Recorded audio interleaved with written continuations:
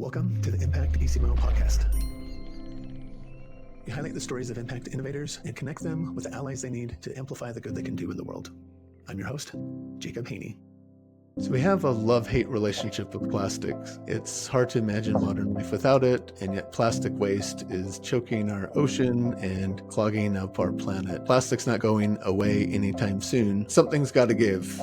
Gavin with Sporadicate just might have a viable solution. They've developed a process that uses plastic as food for mycelium, or fungus. The byproduct is actually organic compost soil, and they currently are doing a production trial with the city of Pocatello to process all of the city's plastic. Let's jump in and better understand their story and find out what allies they need to help make the change they want to see in the world. So with that, let me welcome Gavin Pechy with Sporadicate. Hi, Jacob. Thanks very much for having me on your show. This is an exciting opportunity. It's a lot of people that are involved in the environment that can actually see the problem with plastics. And once you start researching, it gets larger and larger. Recycling has always been that, it's okay if I use this plastic because it's recyclable. There's a number at the bottom. But unfortunately, as you get into it, you kind of realize that it's a bit of a lie. And maybe only one of the number one on the plastic recycling triangle can actually be recycled. And then, of course, you can only recycle it once or twice and it becomes useless again. Plastics is one of the things that is just not going away.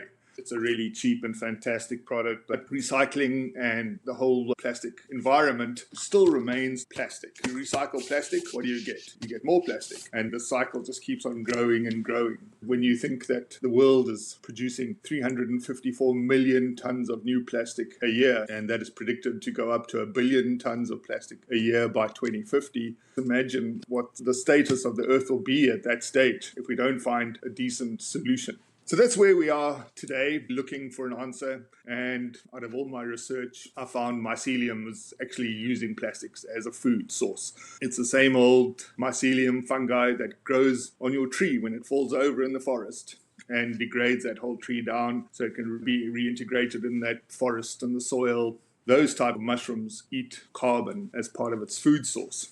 Plastic's just another carbon molecule with a couple of other elements. But if you grow mycelium and mushrooms, it gives the opportunity for the mushrooms to turn to the plastic and use as this food source, which reduces any opportunity for microplastics or any other harmful byproducts. That's one of the problems with recycling or any of these other processes that are coming out. There's a lot of microplastics and other contaminants that are leaking out and getting into our groundwater, into the soils, and of course, into the ocean. Microplastics are found in the brain of all places. And once you start hitting that, you start getting a bit worried about what are we going to be in the next 20 or 30 years. Half of our body is going to be plastics. So we got to start finding a solution. And I think we have it and could be one of the cogs in the whole plastic solution. You're no doubt a fun guy, but how did you come upon this technology? It's a bit of a wild story. I was in Guatemala and we were on a banana plantation. It was interesting to see how this farm was quite eco-forward. They were chopping down bits of the plants and using earthworms to break down some of the outstanding banana plants that were causing trouble for them to break down quicker. There was this blue plastic covering the fruit as it grew. I said, where does the blue plastic go? And they were a bit sheepish and they said, unfortunately, they can't recycle that plastic. It was too much effort to bring that plastic back into the processing unit and then ship it out again. So the reusability of that wasn't good. Unfortunately, it turned out they were throwing this plastic into the river and washed out into the ocean. Just imagine the size and the quantity. It's just multiple and multiple plastic getting tossed into the ocean. And just for a small thing, you see the big farms in Guatemala of over 10,000 hectares, and they were doing the same sort of thing. This is just a massive, massive problem. Where did this technology come from? After I came back from Guatemala, I was in a pub and met a ecologist, and he said, did I know mycelium, mushrooms, fungi break down plastics? I was definitely not a believer and went back home and did a bit of research. And in 2014, Yale did a great study of the degradation of plastics using various types of oyster mushrooms. Within 120 or 150 days, they were able to degrade this plastic. And that kind of started my thought process. Yale put this publication out there. Who else has got this technology? As you explored it, multiple universities around the world are doing this research, but no one else was actually commercializing the opportunity. And there are definitely times when I think I'm being a bit stupid because the problem is so huge. We can't solve the plastic problem today, but maybe in 2 or 3 or 4 years, we should have a good head start and making impact where we need it to be.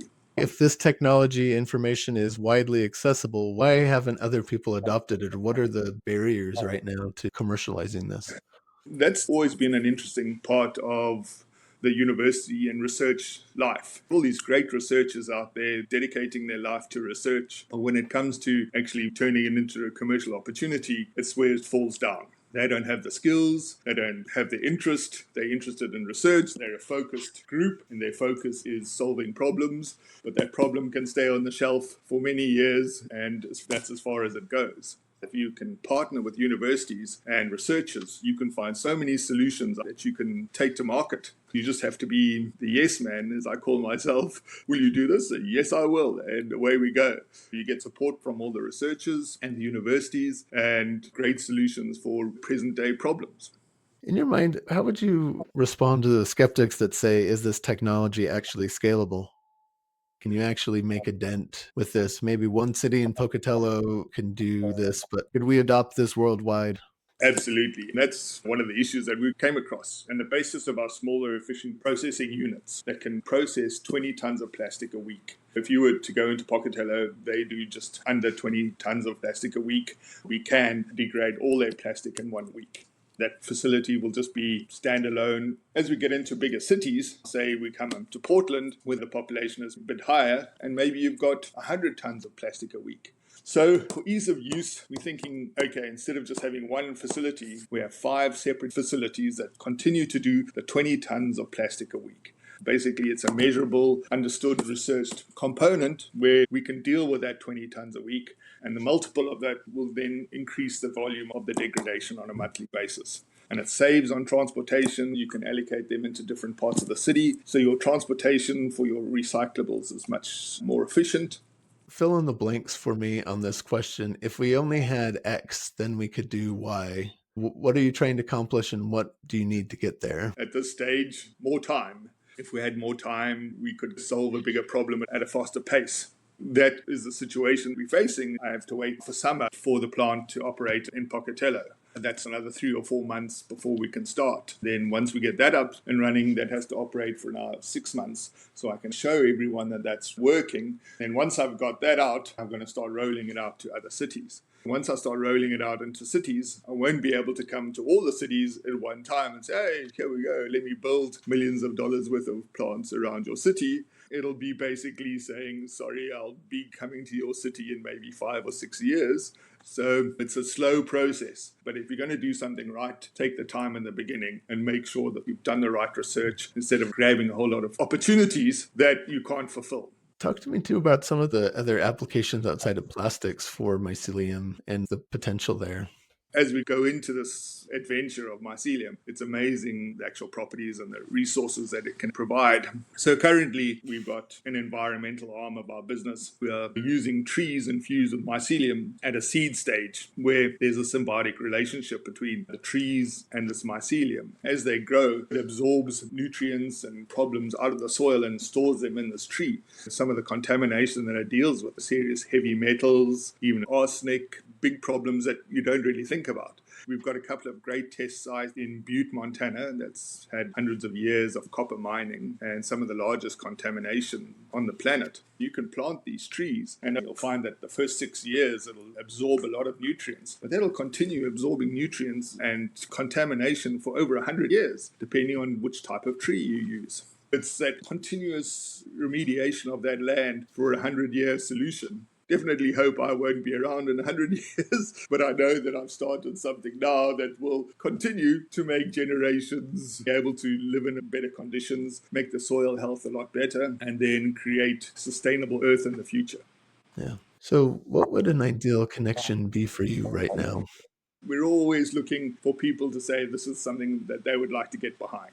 Once we get community involvement, you'll find that people start talking about this, start asking questions, start talking to their neighbors and their friends about it. Have they heard about it? This is kind of where you need to be. You need to build that community interest, that community support. From there, we can develop relationships and also build our support base. So when I want to move into a new town, they would have already heard it because the people will be talking about it. I'll walk in and say, I want to do plastics in, say, Salt Lake City. And they'll say, yeah, we've heard from the community and this is something that we want to adopt as quickly as possible.